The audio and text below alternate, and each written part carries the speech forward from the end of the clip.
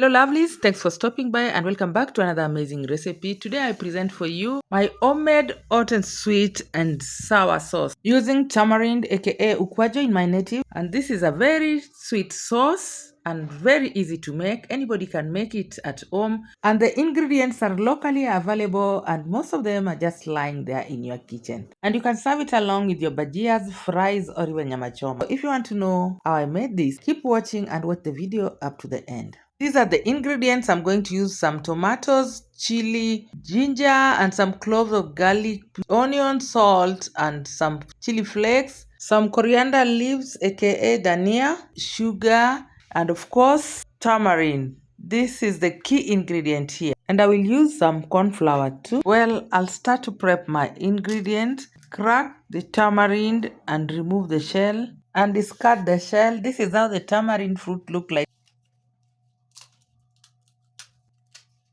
Make sure you remove all the pieces of the shell that might have stuck to the flesh. Once done, transfer them in a bowl, add some water and clean them just in case some dust might have found their way through the cracked shell. Guys, if you're coming across my video for the first time, feel welcome, and if you find this kind of content useful, kindly consider subscribing and like the video. Discard the water once done cleaning and add clean water. Then let it soak for 30 minutes as we prepare our green ingredients. I'm just going to roughly chop them. Then I'll blend them in my hand chopper. Unfortunately, my blender is faulty and you can use a blender for this if you like them fine. Even though I like mine a little bit coarse. If you have a blender, use blender for a smooth paste. Did I tell you this is my own recipe? So if you see I'm doing something different, don't mind. This is my own. And if you find it interesting, you can try it out and bring me back the feedback. And it's also so heavenly when served along with pilau. Let me tell you, Mina, this sauce will take your dish to a different level. And you will be making it every day. The advantage of making this sauce at home is that the ingredients are locally available and you can as well customize it to your own liking. If you like it spicy, you can adjust the spices and add other seasoning of your choice. As you can see, I'm just using hand chopper, but if you don't have hand chopper or even a blender, make use of your grater. You are good to go. And this is the consistency I was looking for. So I'm going to grate my ginger and garlic. It's just as simple as that. Guys, if you haven't liked this video up to this point, what are you still waiting for? Give me that thumbs up kindly. Support my channel, and if you haven't subscribed, kindly consider subscribing and press the notification bell for more amazing recipes like this. Thank you. My tamarind has been soaked for over 30 minutes and at this point it's very soft. I'm just going to use my hand to squeeze it and remove the unwanted particles like seeds and all these. And as you can see, my ukwajo juice looks so nice and thick. So I'm just going ahead to heat my pan and add a little oil, like 1 tablespoon, and I'm going to add my garlic paste, give it a stir, then go in with your ginger paste.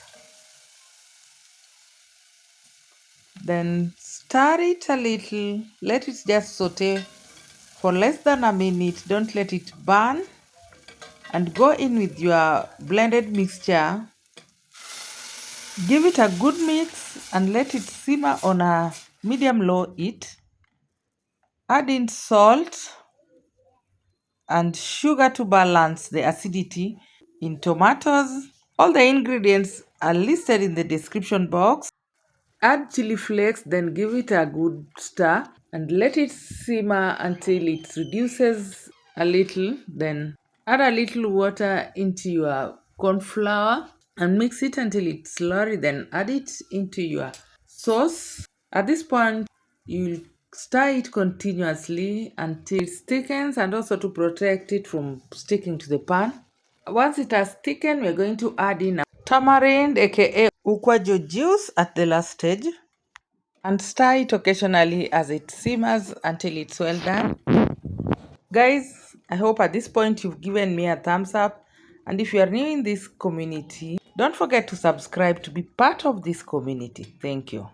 Sauce is well done, and this is the right consistency. It will continue to thicken as it cools. The more it cools, the thicker it becomes. Look at it, nicely done. Once it has cooled, you can enjoy it and store the remaining ones in an airtight container in the refrigerator, and it can last for close to 1 month. Wow, so sweet. Look at the sauce. It has gotten more thicker than it was.